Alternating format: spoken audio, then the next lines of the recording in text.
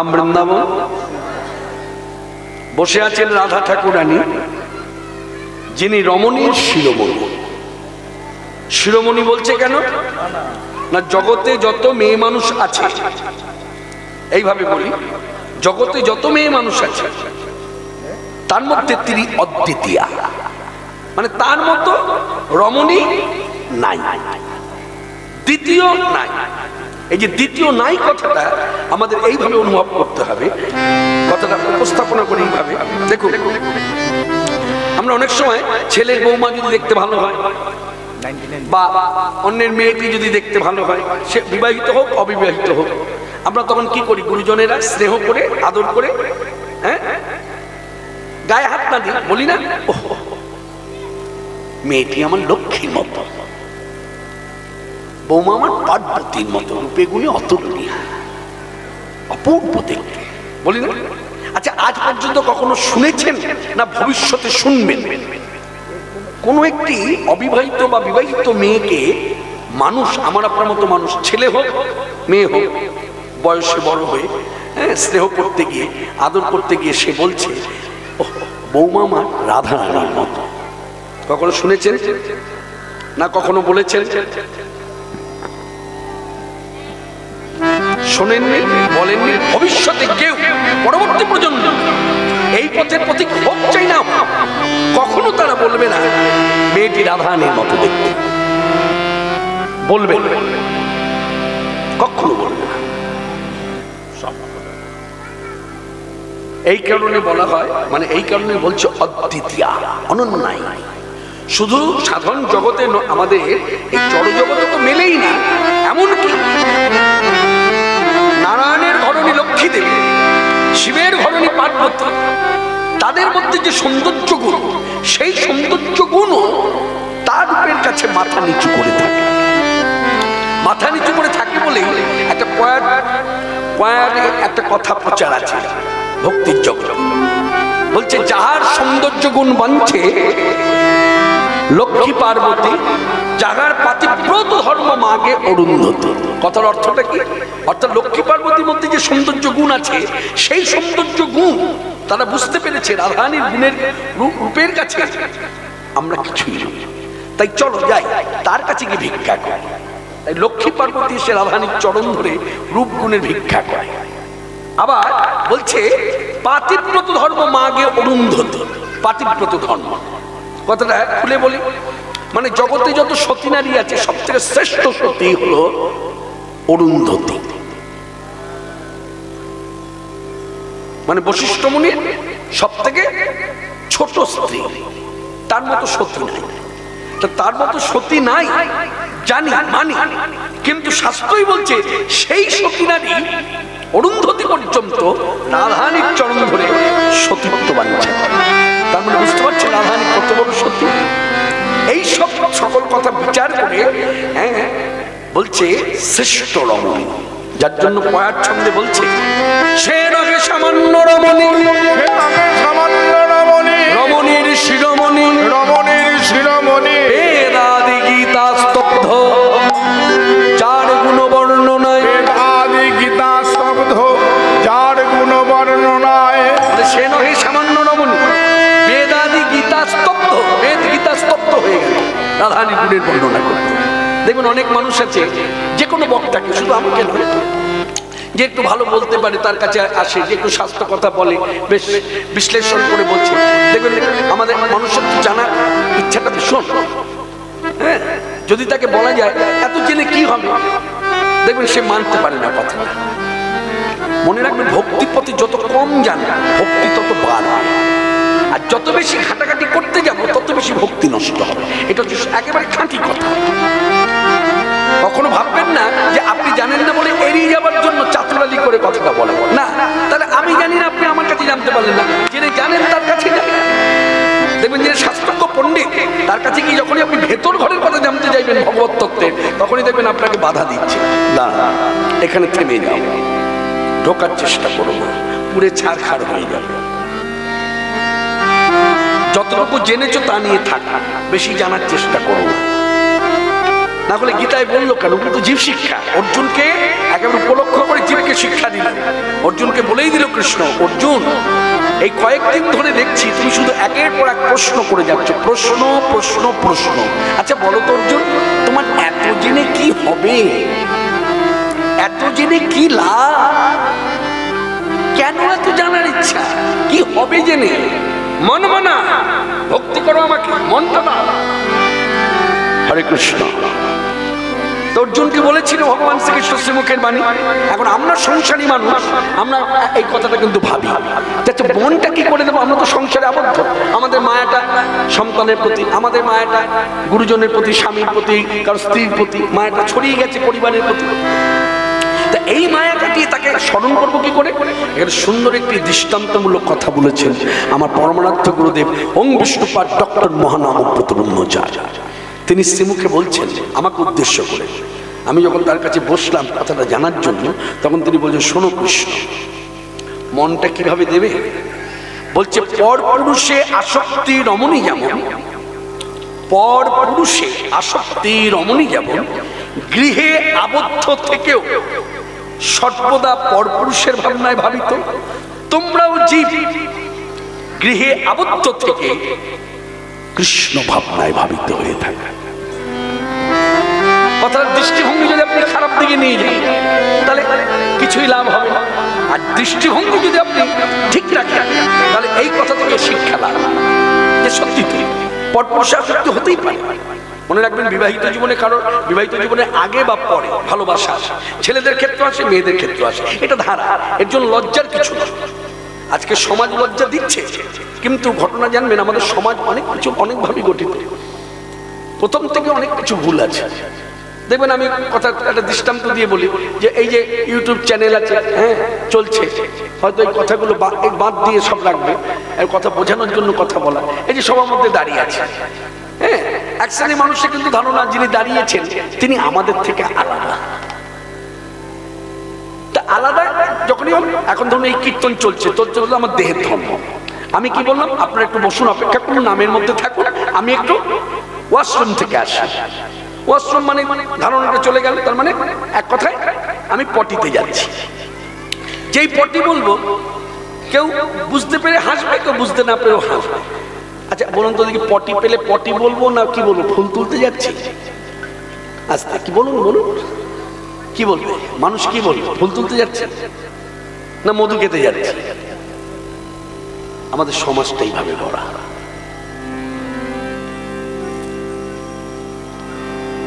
এই একটা ছোট্ট দৃষ্টান্ত দিলাম। তা আজকের সভাতে আমরা যারা জড়ো হয়েছে, আমরা অনুভব করব রাধা তত্ত্বটা কি। রাধা তত্ত্বটা কিন্তু বিশ্লেষণের বস্তু নয়, এটা প্রথমে আপনাকে ভক্তি করতে হবে। রাধা তত্ত্ব কখনো বুঝিয়ে নেবার বস্তু নয়, রাধা তত্ত্ব কখনো বোঝাবার বস্তু নয়। তাহলে রাধা তত্ত্বটা কি? বলছে রাধা তত্ত্বটা হচ্ছে উপলব্ধি। বলছি রাধা তত্ত্ব যদি বোঝাবার হতো তাহলে বেদ গীতা কখনো স্তব্ধ হয়ে যেত না।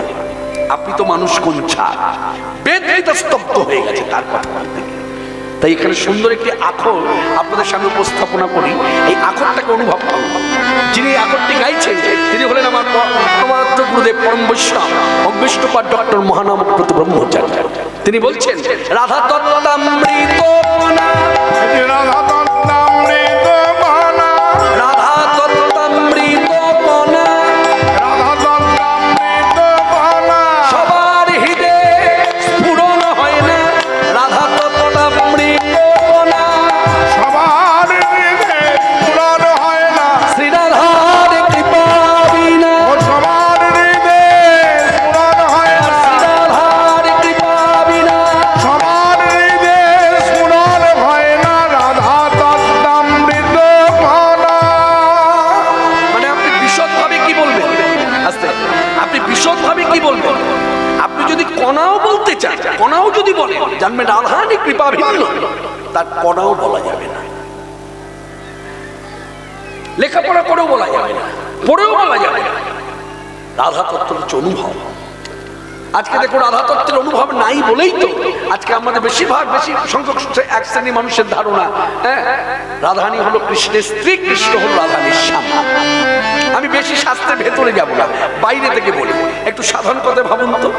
আচ্ছা, আপনি যখন আপনার স্বামীর পাশে বসেন বা স্বামীকে নিয়ে কোথাও যাচ্ছেন, স্বামীর পাশে দাঁড়াচ্ছেন, আচ্ছা বাড়ির সকলকে বলছেন কি আচ্ছা আমি কি একটু দাঁড়াতে পারি? বলছেন? বলেছেন না বলবেন? বলছেন না। আচ্ছা বসতে গিয়ে বলেছেন? এইদিকে বসতে গিয়ে বলেছেন যে আমি বসবো, এই আদেশটুকু নিয়েছেন? বলছেন না। বলে কেন? আপনি জানেন আপনি স্ত্রী, আপনার ধার্মিক অধিকার, ধর্ম যাজন করছে, তার পাশে যখন ইচ্ছা তখন বসতে পারি, তার পাশে যখন ইচ্ছা তখন দাঁড়াতে পারি, তার গায়ে হাত দিতে পারি ইত্যাদি। তারপরে রাধারানী যদি স্ত্রী হবে তাহলে রাধারানী শ্রীমুখে বলছে কেন সখীরে, সখীরে যদি তোদের আজ্ঞা পাই তবে আমার প্রাণ বধুর বামে যায়। আচ্ছা, স্বামী যদি স্ত্রীকে জড়িয়ে ধরে সেখানে কাম আসে, তাহলে রাধারানী যদি স্ত্রী হয় কৃষ্ণ রাধারানীকে জড়িয়ে ধরলে কাম আসে না কেন? এই জায়গাটা ভাববেন।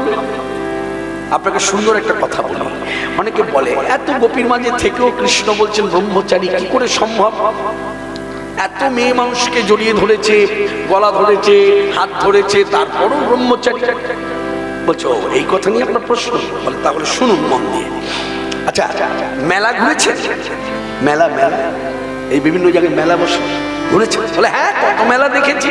বেশ, তাহলে মেলা দেখেছেন যখন তার সহজ বুঝতে সুবিধা হবে। আচ্ছা মেলায় এই যে হাতে মেয়েরা চুড়ি পরে না, কাচের চুড়ি? হ্যাঁ বলে হ্যাঁ পরে। ওই কাচের চুড়ির দোকান বসে তো? বলে হ্যাঁ বসে। আচ্ছা আপনি দোকানের সামনে দাঁড়ান, দেখবেন মেয়েরা আসছে, আপনার ঘরে মেয়েরাও এসছে, আপনার বৌমা এসছে বা আপনার স্ত্রী এসছে, হ্যাঁ অল্প বয়স এসে সব দাঁড়িয়েছে, এবার কাচের চুড়ি পড়বে। দাদা এটা পছন্দ হয়েছে, দেখুন তো আমার হাতে হবে কিনা। এই হাতটা বাড়িয়ে দিয়েছে। আচ্ছা যে লোকটি চুড়ি বিক্রি করছে সে কিন্তু মেয়ে নয়, ছেলে। সেই ছেলেটি আমার ঘরে আপনার ঘরে মেয়েটির হাতটি ধরেছে, ধরে চুড়িটি পরিয়ে দিচ্ছে। পরিয়ে দিল, কি ভালো লাগে হয়ে গেল।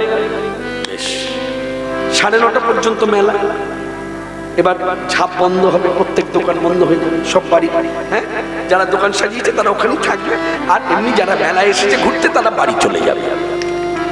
এমতো অবস্থায় আপনি ওখানে কিছুক্ষণ দাঁড়ান, মেলা বন্ধ হয়ে গেল, 9:30 বেজে গেল। এবার ওই যে চুড়ি বিক্রেতা তাকে জিজ্ঞাসা করল, আচ্ছা আপনি তো একজন পুরুষ, আর এই এতগুলো মেয়ে এসে চুড়ি পরল, আপনি যখন হাতে চুড়ি পরালেন তখন আপনার ভেতরে বৃত্তিটা কেমন হলো জানার চেষ্টা করেন। সে তো পুরুষ, এতগুলো মেয়েকে ধরেছে, আপনার বৃত্তিটাকে দেখবেন। সেই লোকটি তখন বলছে, দাদা আমি যখন চুড়ি পরিয়েছি সন্তর্পণে পড়েছি, কান যেন চুড়িটা না ভাঙে, আর চুড়িটা পরাতে পারলেই আমার 2 পয়সা হয়, আমার সংসার চলবে। কি বুঝলেন? বোধ হচ্ছে কিছু বুঝতে পেরেছে? সে কিন্তু পুরুষ, কামাতুর, ব্রহ্মচারী নয়, বীর্য নিম্নগামী। ওই ভদ্রলোকের 2টি ছেলে মেয়ে আছে, সেও একটি মেয়ে মানুষের হাত ধরে, তার ভাবটা কিন্তু অন্যরকম। কৃষ্ণেরও তাই, শতগোপীর মাঝে থেকে তিনি ব্রহ্মচারী, বীর্যবান পুরুষ, তিনি লীলা খেলার জন্য।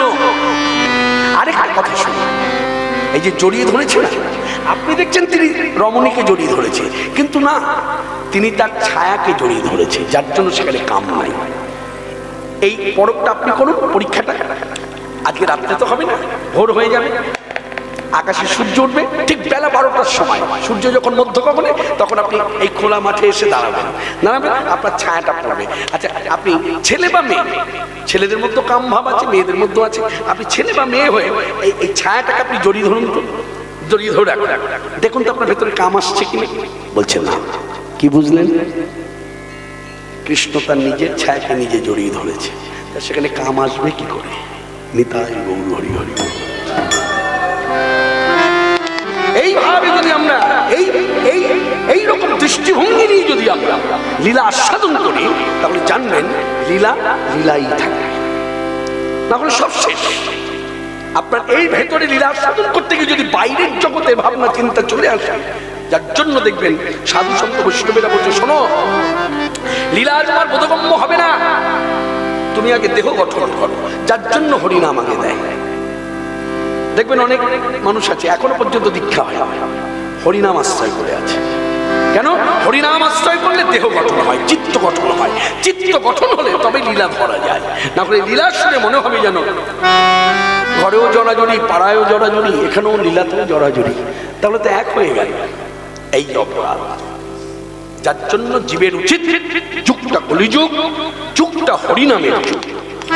হরিনাম আশ্রয় করে, হরিনাম আশ্রয় করলেই হরিনাম এত বলবা সর্ব অমঙ্গল তো দূর করি, সকল অশুভ শক্তি তো নাশ করি, এবং সব লীলা যেন জীবের আস্বাদন হয় তার সাহায্য করে হরিনাম। নিতাই গৌর হরি। শুনলেন মায়েরা কি বললাম? আপনি যে লীলাই আস্বাদন করতে যান, নৈমিত্তিক লীলা, নিত্য লীলা, এই আস্বাদনে সাহায্য করবে কে? হরিনাম। তাহলে আমাদের করণীয় কি? রাধারানীর কথা বলতে গিয়ে এবং পদাবলী আস্বাদনের আগে সবাই মিলে আমরা হাতে তালি দিয়ে হরিনাম করি। তাহলে চলতে ফিরতে উঠতে বসতে, এমনকি আরেকটা ভাষার কথা এখানে ব্যবহার করি, ওয়াশরুমে রয়েছে তখন।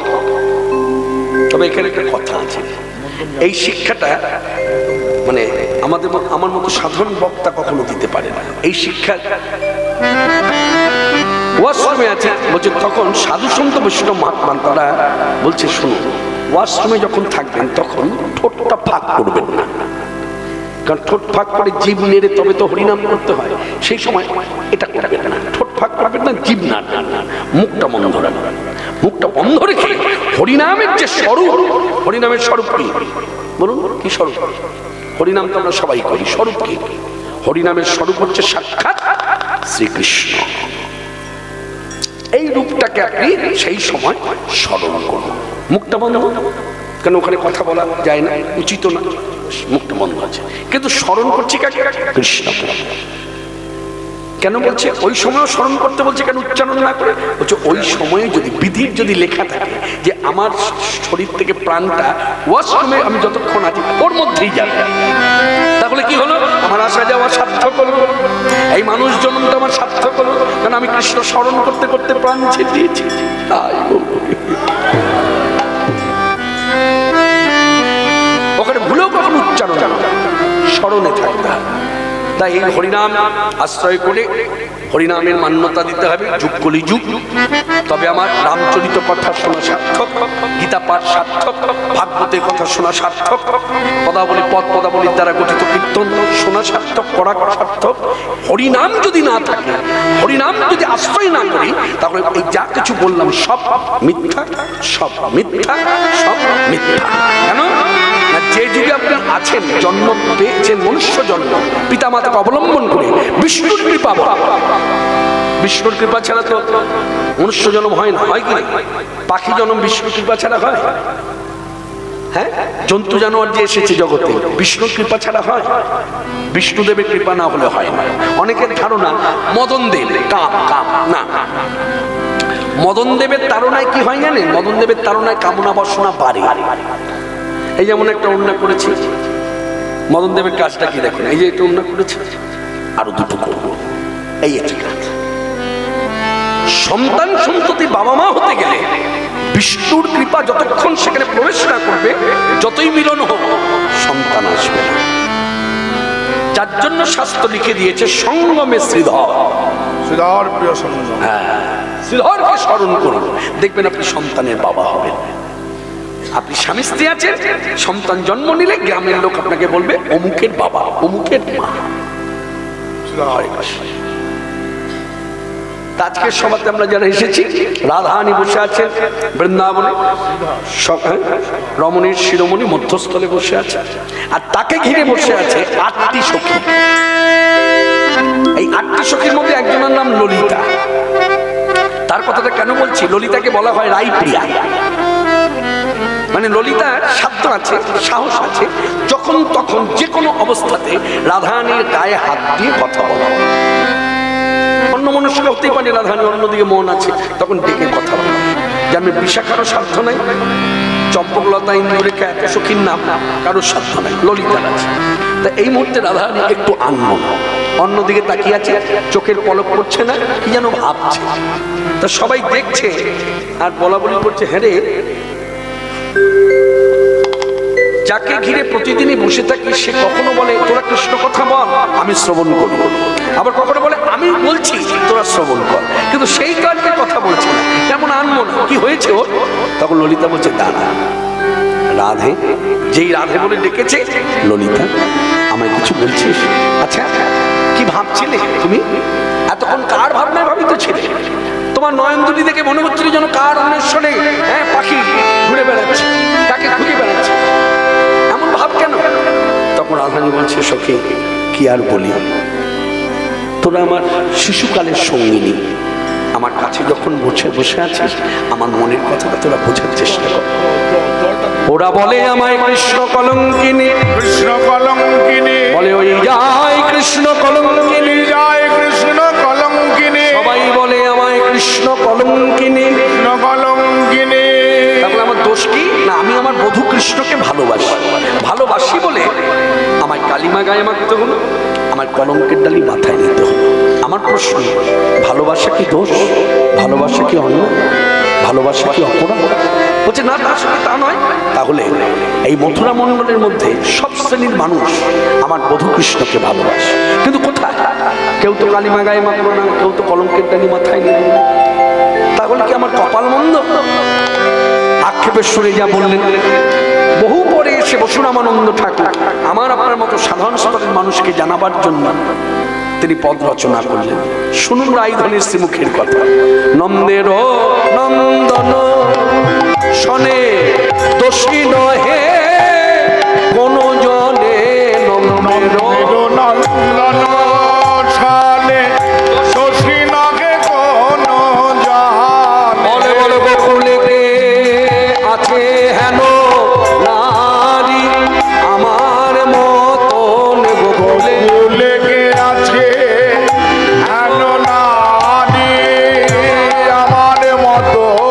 আয় হাম অভাগিনী হইল কৃষ্ণ কলঙ্কিনী, হায় হায় অভাগিনী হইল কৃষ্ণ কলঙ্কিনী। আয় হাম অভাগিনী, কি বলবো ললিতা।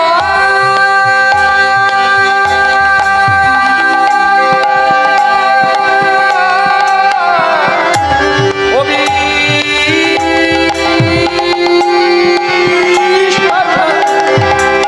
ওরে কানে বলবো আমার মনের কথা, কে বুঝবে আমার মনের ব্যথা। তোরা আমার মরম সখী, আমার শিশুকালের সঙ্গে নেই, তাই তোদের কাছে বলি তোরা শোন ভালো করে, শোন মনে দিকে ওরে সখী রে। আয় হাম অভাগিনী হইল কৃষ্ণ কলঙ্কিনী।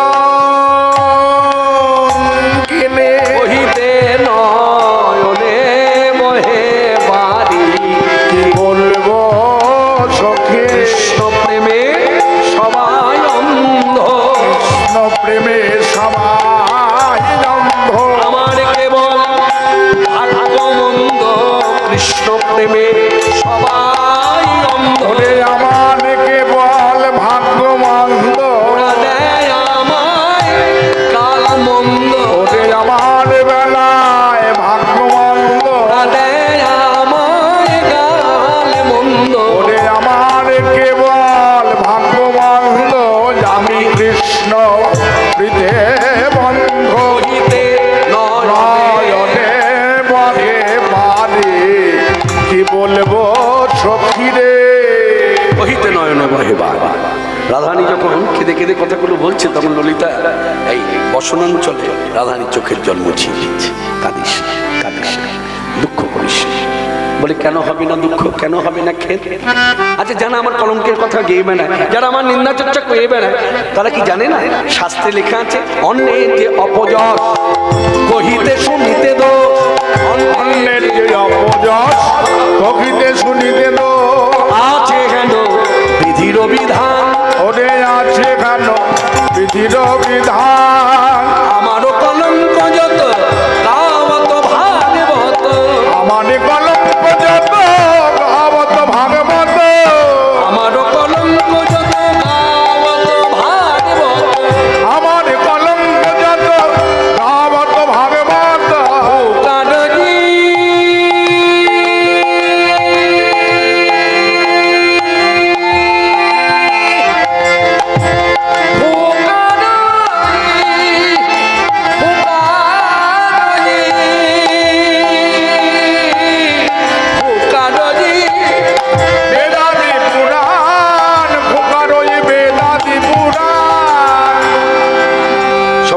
তো কি বললেন রাধারানী?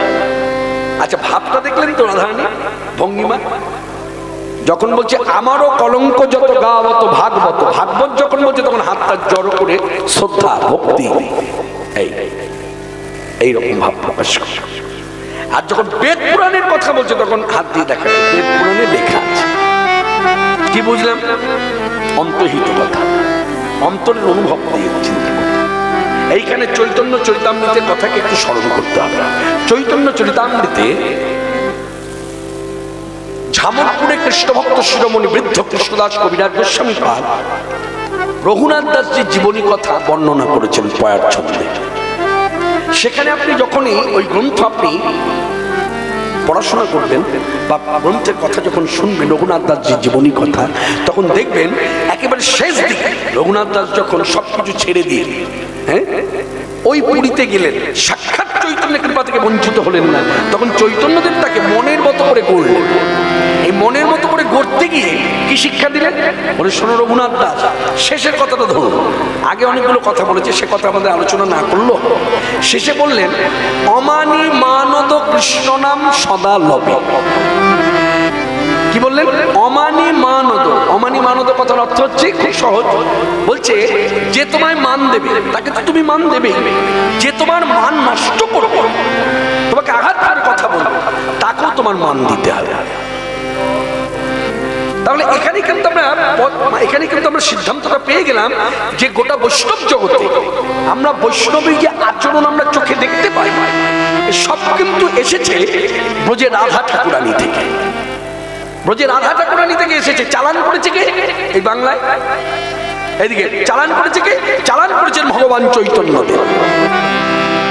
এবং পরবর্তীকালে দায় দায়িত্ব তুলে দিয়েছিলেন নিতাই চাঁদের হাতে। তারপর সেখান থেকে 6 বৈষ্ণব বা দাদন গোপাল চৌষট্টি মহন্ত অষ্টকবিরাজ অষ্টব্রহ্মচারী পরম্পরা। আজ কত শত সাধু বৈষ্ণব তারাও আমাদেরকে শিক্ষা দিচ্ছে এই ভাব নিয়ে কৃষ্ণ সেবা। কেননা তুমি কৃষ্ণ দাস, তোমাকে অন্তর দিয়ে অনুভব করতে হবে তুমি কৃষ্ণ দাসী। তোমার অন্তরে অনুভবটা রাখতে হবে তোমাকে যে আঘাত করেছে করে ঠিক আছে, করেছে, মেরেছে, করেছে, কিন্তু তোমার উচিত নয় কৃষ্ণ দাস হয়ে তাকে আঘাত করা। বলে কেন না? তার অন্তরে, তুমি তো জানো সে জানে না, তার অনুভব কিন্তু তোমার তো ভজন আছে, ভজনে তুমি অনুভব করে দেখেছো সবার অন্তরে কৃষ্ণ অধ্যক্ষ রূপে বিরাজ করছে। তাহলে সবার অন্তরে যদি কৃষ্ণ থাকে আর সেই ব্যক্তিকে তুমি যদি আঘাত করো তাহলে কাকে আঘাত করলে? কৃষ্ণকে। তাহলে দাস হয়ে তুমি প্রভুকে আঘাত করলে, তোমার ভজন কি? এই যে অনুভব। রাধারানী বহু পূর্বে ধাম বৃন্দাবনে বসে ভক্তি করেছে। কাদের না? যারা তার নিন্দা চর্চা করে বেড়ায় তাদেরকে তিনি আখ্যা দিয়েছেন ভাগবত। কিন্তু গোটা ভাগবতটা আপনি পড়াশোনা করুন, ছিল সুকমণি কথিত যে ভাগবত গ্রন্থ, আপনি গোটা ভাগবতটা পড়াশোনা করুন। নিজে পড়তে না পারলো কোনো পণ্ডিত ব্যক্তির ঘরে গিয়ে ব্রাহ্মণরা শাস্ত্রজ্ঞ হয় তাদের কাছে যান, তাকে বলুন পড়ে শোনাতে, দেখবেন গোটা ভাগবতের মধ্যে রাধা নাম নাই। এইদিকে আস্তে মায়েরা শুনুন কথাগুলো, গোটা ভাগবতের মধ্যে রয়াকার ধয়াকার এইভাবে রাধা নাম লেখা নাই।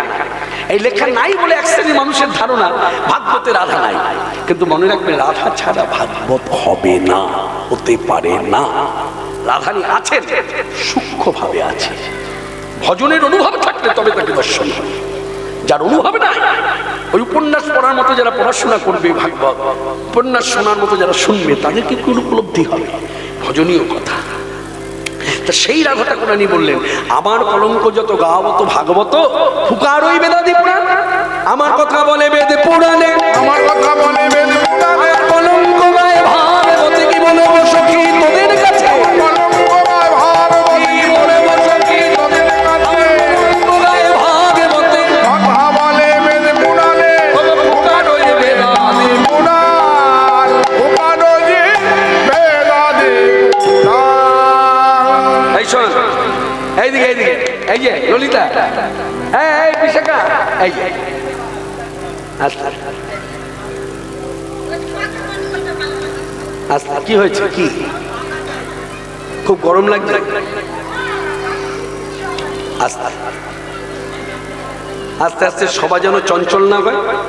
হ্যাঁ, পাখার প্রয়োজন, ওইদিকে পাখা হাওয়া পাচ্ছে। এই বছর পাকার সিস্টেমটা ঠিক হয় না, এই বছর আপনার সাজাটাও ঠিক হয় না। আপনি যেমন চিৎকার করে বলে দিলেন এই বছর সিস্টেম ঠিক হয়নি, আমিও তেমনি চিৎকার করে বলে দিলাম এই বছর আপনার সাজাটাও ঠিক হয়নি। অতিরিক্ত সাজ হলে তো গরম লাগবে।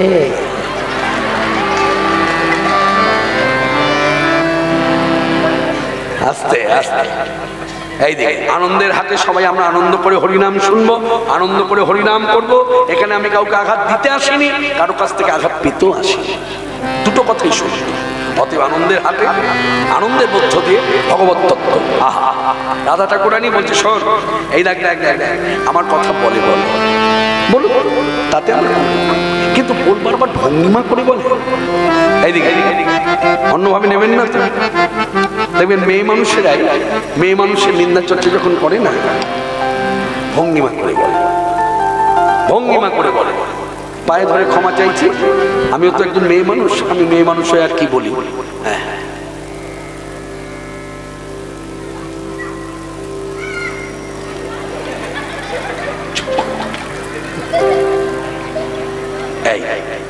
মানে কথা কম কিন্তু ওই অঙ্গভঙ্গিমায় বুঝিয়ে দিচ্ছে।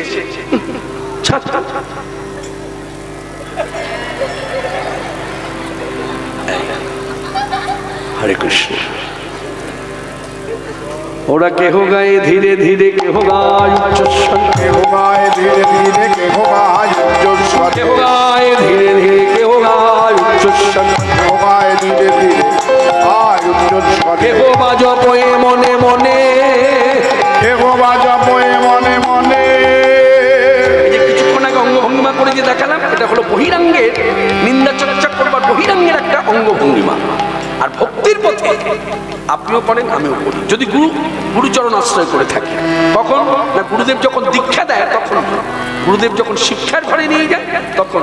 গুরুদেব সেবকের কানে যত্ন করে, গুরুদেব সেবকের কানে বলে দেয় কানে কানে, বলে দেয় কানে কানে, সব করো রাত্রি দিনে রাধা কৃষ্ণ কলঙ্কিনী, জপ করো রাত্রি দিনে রাধা কৃষ্ণ কলঙ্কিনী, জপ করো রাত্রি দিনে রাধা কৃষ্ণ কলঙ্কিনী, জপ করো বলে দেয় কানে কানে, গুরুদেব সেবকের কানে, গুরুদেব সেবকের কানে।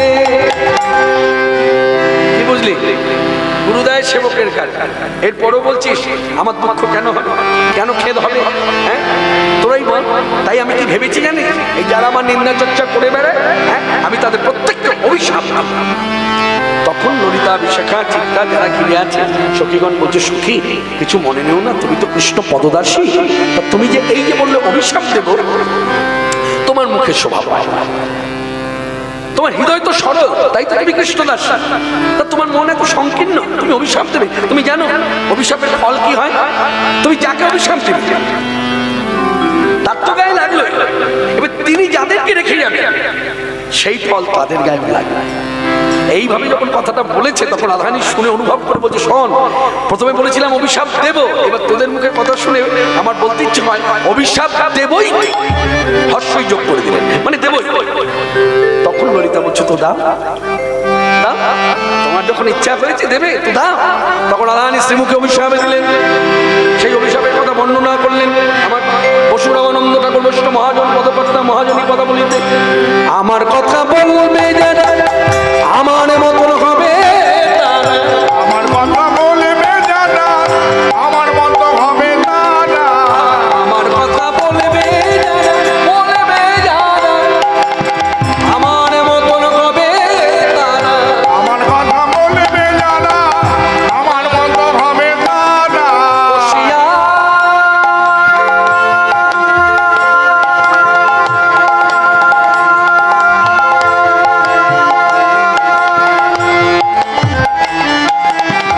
বলিলাম বৃন্দাবনে, আমি বসিয়া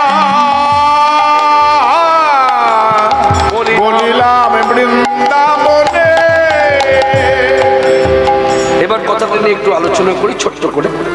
কি অভিশাপ দিলেন অন্তত অনুভব করুন। আমার কথা বলবে যারা, নিজেকে দেখিয়ে বলছে রাধারানী, আমার কথা বলবে যারা আমার মতন হবে তাই। অনেক সময় দেখবেন আমরা ঝগড়া, এই জড়জগতে ঝগড়া করবার সময় আমরা কথাটা দুঃখ থেকে বলি, কি আমাকে এইভাবে বললি, বলতে পারলি, তোর মুখ থেকে এই কথা আশা করিনি। তাহলে শোন, আজকে আমাকে বললি যেদিন আমার মতন তুই হবি সেদিন বুঝতে পারবি এই জ্বালা, বলি না? তাহলে রাধারানী কথাটা একটু অনুভব করুন। তিনি বলেছেন আমার কথা বলবে যারা আমার মতন হবে তারা। অভিশাপ ছেড়ে দিয়েছে। এই অভিশাপ এখানে আমরা যারা উপস্থিত প্রত্যেকের গায়ে লেগেছে, প্রত্যেকের গায়ে লেগেছে। প্রত্যেকে কিন্তু আমরা অভিশাপ, সবাই অভিশাপ গায়ে লেগেছে। এবং আমাদের গায়ে তো লেগেছে, আমাদের পরবর্তী প্রজন্ম তাদের গায়ে লেগেছে। তাদের গায়ে লেগেছে বলেই দেখবে এমনও দিন আছে, এই ছেলে হোক মেয়ে হোক, এই ঠাকুরকে যা একটু জল বাতাসা দিয়ে দেয়, তাই না? কেন দেয়? অভিশাপ গায়ে লেগেছে। কেউ প্রত্যেকের গায়ে লেগেছে। ওই যে বলেছে আমাকে অভিশাপ দিয়েছে, আমার তো লাগলো, এবং আমি যাদের রেখে যাব তারাও সেই ফল ভোগ করবে। আজকে দেখুন জগতের দিকে তাকিয়ে দেখুন, বিশেষ করে মায়াপুরে চলে যান, মায়াপুরে গিয়ে দেখবেন স্বামী স্ত্রী দুজনে দাঁড়িয়ে আছে মালা হাতে, সামনে ছেলে মেয়ে ঘোরাফেরা করছে। ওরা কম্পিউটার চালাতে জানে, হ্যাঁ, ওরা ইংলিশ মিডিয়ামে পড়ে, আবার গীতা পাঠ করে, আবার মালাও জপ করে। তাহলে রাধারানীর অভিশাপ ব্যর্থ হয়, প্রত্যেকের গায়ে লেগেছে। এমনকি আরেকটু গভীরে যদি যাওয়া যায়, রাধারানীর মতন হয়ে কৃষ্ণ সেবা এমনও ভক্ত আছে গৃহে বসে করে, সে ছেলে হোক মেয়ে হোক, পুরুষ হোক নারী হোক। বলে কিরকম? মনে রাখবে রাধারানী সব থেকে যে গন্ধ সবসময় নাকে নিতেন, সেই গন্ধটির নাম হচ্ছে কৃষ্ণ অঙ্গ গন্ধ। রাধারানী কৃষ্ণ অঙ্গ গন্ধ ভালোবাসে সব থেকে বেশি, সব থেকে ভালো গন্ধ। কোনো ফুল নিয়ে গন্ধ শোকে না, কৃষ্ণ অঙ্গ গন্ধ। মানে ফুলটা কি করে অনুভব দেখুন, ফুলের গন্ধটা সরিয়ে দেবার জন্য কি করে, এই ফুলটা দিয়ে মালা গাঁথে। যে ফুল হোক, সেটা গোলাপ ফুল হোক, জুঁই ফুল হোক, মালা গাঁথে। মালা গেঁথে সখীদের হাতে দেয়। বৃন্দা নামে এক সখী আছে, বীরা নামে এক সখী আছে, এরকম অনেক সখী আছে। কৃষ্ণকে হাতে দেয়, দিয়ে বলে এই মালাটা কৃষ্ণের গলায় পরিয়ে ভিক্ষা করে, মানে প্রসাদী মালা ভিক্ষা করতে হয়। এই ধারাগুলো এখনো আছে। দেখবেন গুরু বাড়িতে গিয়ে সেবক সেবিকা গুরুদেবকে মালা পরায়, পরাবার পরে দাঁড়িয়ে থেকে আবার মালাটা ভিক্ষা করে সেই মালা ঘরে নিয়ে আসে। অনুভব কিরকম ভজন দেখবে। তা এই রাধারানী সখী মাধ্যমে কি করে, ওই মালা গেতে গোবিন্দের গলায় পড়ায়, সখী মাধ্যমে পড়ালো, কৃষ্ণের অঙ্গে রইল।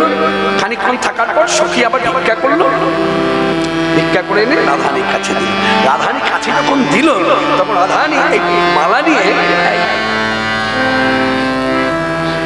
কি পাচ্ছে বলুন তো? কৃষ্ণাঙ্গ গন্ধ, কারণ নিবেদিত। যার জন্য এই ধারা এই জড়জগত বয়ে বেড়াচ্ছে ভক্তদের মধ্যে। দেখবেন কোন ভজন কুটিরে যাবে, ভজন কুটির মানে বলতে আমাদের ধারণা এই যে মঠ ভজন কুটির, হ্যাঁ, মন্দিরে যারা বসতি করেছে ভজন কুটির। মনে রাখবেন গৃহে তো ভজন কুটির আছে। এমনও গৃহ আছে যেখানে সংসারী মানুষ নিত্য ভগবানকে দিয়ে পায়, একটা কিছু তাকে না দিয়ে পায়। ভজন কুটির, ওই কুটিরে যান, দেখবেন পাশে বসুন, কিচ্ছু না, বসে থাকুন, একটু বসে লক্ষ্য করুন, দেখবেন সেই ভক্ত একটা ফুল হাতে নিয়েছে, গুরুঘর থেকে জেনেছে, শিক্ষা পেয়েছে, একটা ফুল হাতে নিয়েছে।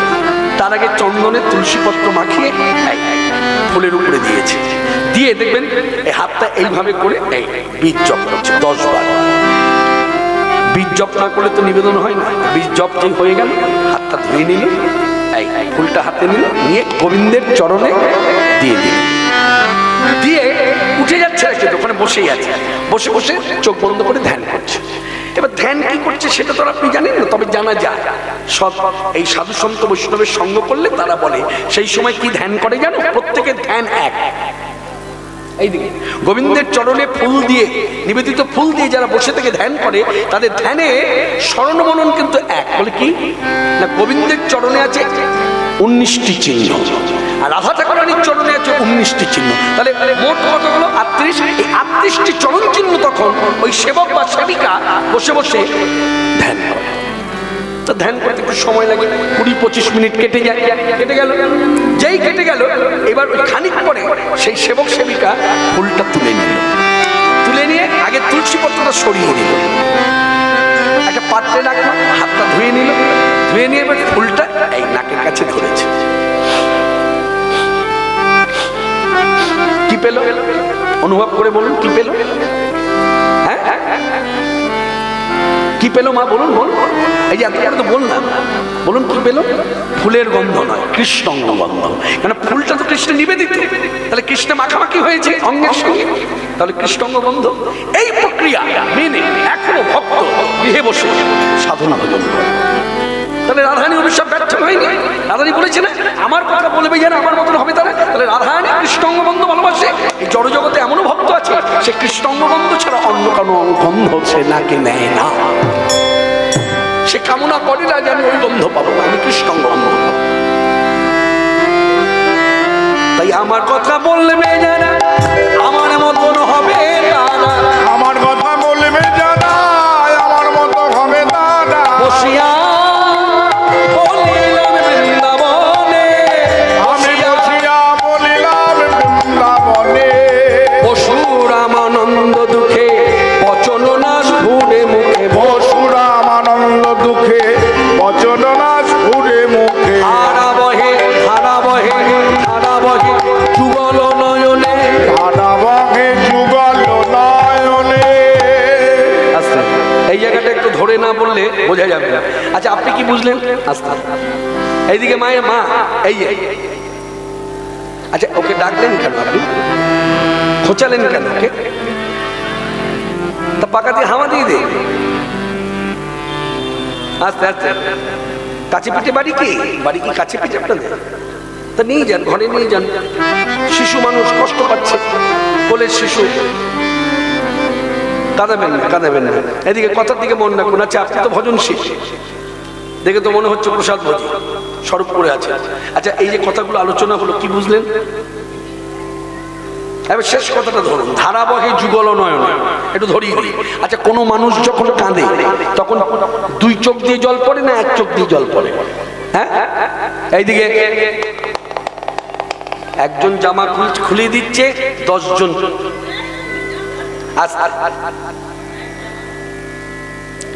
টাইট জামা, জামাটার বোতামটা না খুলেই মা টান দিয়েছে।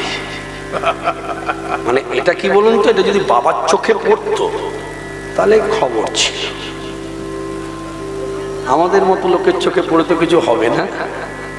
যে কষ্ট পেল সে কষ্টটা অনুভব করতে পেরেছে। আস্তে আস্তে এইদিকে এইদিকে এইদিকে এইদিকে মা এইদিকে এইদিকে, আসল কথা ভুলে যাবো।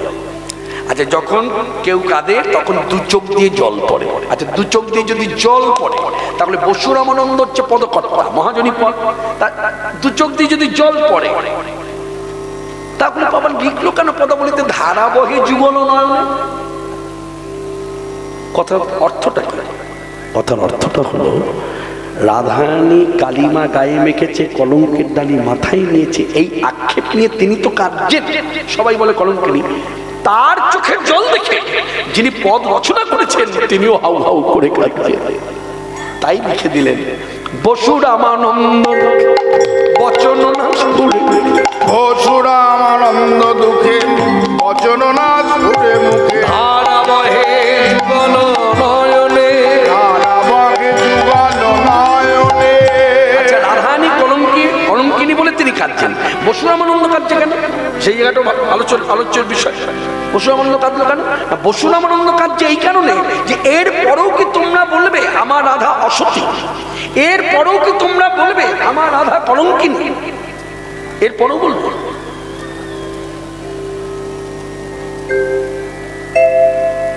যাহার পাতিব্রত ধর্ম মাগে অরুন্ধতী, তারপরও তোমরা বলবে রাধারানী অসতী? রাধারানী যদি সত্যি অসতী হয় তাহলে কথাটা এইভাবে বললো খুব একটা ভুল হবে না। তাহলে কোন ঘরের নারী সতী? আমি আমাকে দিয়ে বলি, আমার ঘরেও 3-4 জন আছে, তারা সত্য। কে সত্য? ত্রিভুবনে অতুলনীয় অনন্যাই নেই রাধা। মনে রাখবেন যে রাধা এই নামটা মহিমাই আলাদা। রাধা তত্ত্বটা আমার মতো সাধারণ মানুষ তো ব্যাখ্যা করে বোঝাতে পারবেই না। এমনকি রাধারানী যে কে, তার যে প্রিয় কৃষ্ণ, যার স্মরণ মনন কৃষ্ণ, যার ধ্যান কৃষ্ণ, সেই কৃষ্ণ নিজেও জানে না। সেই কথাটা পরে আলোচনা করব। আজকে সবাই দাঁড়িয়ে সকলের কাছে বলবো, সবাই উপস্থিত ভক্তগণ যারা এসেছেন, গ্রামের মধ্যে যারা আছেন ভক্তগণ তারা এসেছেন, গ্রামের বাইরে থেকে যে ভক্তগণ এসেছেন, প্রত্যেকের উদ্দেশ্যে বলা, আমাদের যে মহতী হরিবাস আমরা যার উপর নির্ভর করে আমরা প্রতি বছর এগিয়ে চলেছি, তা হলো ভক্তদের ভিক্ষা দান। ভিক্ষাই একমাত্র আমাদের পাথেয়, যার জন্য দেখবেন আর ভিক্ষা ছাড়া গতিও নাই। কেউ যদি এককভাবে কেউ বাড়িতে অনুষ্ঠান করে, তার অর্থবল আছে, তার লোকবল আছে, তখন তার ভিক্ষা করার প্রয়োজন নেই, তবু তাকে 5 ঘর ভিক্ষা করতে হচ্ছে। এটা ধারা। এই পথে এসে এই হরিনাম যজ্ঞের ক্ষেত্রে ভিক্ষা না বলে জানবেন ভেতরে একটা অহমিকা কাজ করে। তো যাই হোক, আজকে সভাতে যারা জড়ো হয়েছেন তাদের অন্তরের ভক্তি থেকে যতটুকু আসবে, আমরা যারা যাব আপনাদের কাছে ভিক্ষার ঝুলি নিয়ে বা ডালা নিয়ে, যে ভাষায় বলি না কেন, তখন অন্তরের ভক্তি থেকে যতটুকু আসবে হাতে, সেইটুকু দান করলেই আমাদের মহতী হরিসভা উৎসব সার্থক। অন্তরে যদি ভক্তি কাজ না করে দেবেন না, তাতে আপনার কোনো অমঙ্গল হবে না। অন্তরে ভক্তি যদি কাজ না করে দেবেন না, সামনে দিয়ে ঘুরে যায়। যেমন অনেক ভিখারি দেখবেন না, ভিক্ষা চায়, সবার কাছে ভিক্ষা পায়। যার ভেতরে সেটা অনুভব হয় যে দেওয়া উচিত, সে দেয়। সেভাবে যে বিচার করে এইরকম দেব, কি করবে দেখবেন এখন ভিখারিকে দিতে গেলে অনেক রকম ভাবনা আসে। আমাকে এখানে এখানে আসতে পারবেন? হ্যাঁ পারবেন, আসুন আসুন আসুন আসুন আসুন, মানে ভেতর দিয়ে আসবেন, এখান দিয়ে আসুন আসুন। হ্যাঁ আস্তে আস্তে দিন, ওনার উদ্দেশ্যটা জানতে হবে। আমি ছেলে মেয়ে চাকরি করছে, এমবিবিএস করছে, 2 বছর হয়ে গেল, মেয়ে ফিরে 1 বছর হলো, মেডিকেল রিপ্রেজেন্টেটিভ সেবায় আমি। আচ্ছা আচ্ছা, হরে কৃষ্ণ, জয় নিতাই, জয় গৌ। এক মা ভক্তি রাজ্যে বসতি করে ভক্তির অনুভব থেকে তার কামনা বাসনা ভগবান পূর্ণ করেছেন। সাধুগুরু বৈষ্ণবের কৃপায় তার গৃহের সব দিক থেকে উন্নতি হয়েছে। সেই ভক্তিতে 511 টাকা আমার হাতে দিলেন। এখন আমার হাতে দিলেন, আস্তে দাঁড়ান, আমাকে বলতে দিন। আপনি বলবেন? না না আর কিছু বলার নেই, আমার কথা হয়ে গেছে। না না, আমি এবার আর কিছু বলার নেই। হ্যাঁ, আর কিছু আর বলার নেই। আমি আবার গোবিন্দের সেবায় একটু চরণ দর্শন করে চলে যাই। এইটা বলাবার জন্যই তো দিলাম। আমার আর কিছু বলার নাই, আমি গোবিন্দের চরণে দিলাম। এটাও বলা, এটাও নিবেদন। 2 ছেলে মেয়ে চাকরি করে। হরে কৃষ্ণ। আচ্ছা, যে কথা বলছিলাম, 511 টাকা আমায় দিল, আমাকে দিল, আমি কীর্তন করছি। এখন কথাটা হলো, এটা আমি নিতে পারি, কিন্তু আমি অনুভব করছি এই প্ল্যাটফর্মটা যদি আজকের দিনে এখানে না পেতাম, এই 511 টাকা আমাকে দিত কে? এই হরিসভায় যদি আজকে আমি না আসতাম, এই হরিসভায় আজকের দিনে যদি বাড়িতে বসে থাকতাম, 511 টাকা আমাকে দেখেও দিত না। তাহলে এই হরিসভাতে দাঁড়িয়ে আমি বক্তা যা হাতে পাবো ভক্তদের কাছ থেকে, সবই হচ্ছে উদ্যোক্তাদের ভগবৎ সেবার জন্য। তাই 511 টাকা এই কমিটির হাতে তুলে দিলাম। বোঝাতে পারলাম কথাটা? কথা বুঝতে পারেন? অনেকে বুঝেছে, অনেকে বোঝে না। কেউ বুঝতে পেরেছেন, কেউ বোঝেননি। এখানে দাঁড়িয়ে আমি বক্তা হাতে যা পাবো সব ভগবৎ সেবার জন্য, মানে যে উদ্যোক্তারা আয়োজন করেছে সবটাই তাদের, আর আমার হচ্ছে নেবার অধিকার ভেতর ঘরে। বোঝাতে পেরেছি? এবার চলুন একটু সবাই মিলে হরিনাম করি। হরে কৃষ্ণ বলুন, সবাই বলুন, হরে কৃষ্ণ হরে কৃষ্ণ হরে কৃষ্ণ কৃষ্ণ কৃষ্ণ হরে হরে, হরে রাম হরে রাম রাম রাম রাম হরে হরে। আচ্ছা সখী, একটা কথা বলবো। এতক্ষণ তোর কথাগুলো শুনছিলাম, অনুভব করলাম, সবই বুঝলাম। তোর কথার মধ্যে দিয়ে বারবার প্রকাশ পাচ্ছে সবার দোষ। সবাই তোকে বলে কলঙ্কিনী, তাহলে সবার দোষ? আচ্ছা, যাকে ভালোবেসে কানিমা গায়ে রেখেছিস, যাকে ভালোবেসে কলঙ্কের দাঁড়ি মাথায় নিবি, আচ্ছা সেই বধূ কৃষ্ণের কি কোনো দোষ নাই? একবার তার কথা তো বললি না। তখন রাধারানী বলছে, সখী শোন, আমার বধূ কৃষ্ণের কোনো দোষ নেই। কেন? জানি জানি রাধে, এ যাকে অন্তর থেকে ভালোবাসে না, সে কখনো তার দোষ দেখে না, কারণ দোষ দেখলে ভালোবাসা ভূমি দাঁড়াতে পারে না। না সখী, তা নয়। একটা কথা বলবো, আমার বধূ কৃষ্ণ আমাকে কথা দিয়েছে। কি কথা? আমাকে বলেছে, হে রাধে, তোমার এই কলঙ্ক আমি মোচন করবই। তবে হ্যাঁ, অপেক্ষা করতে হবে।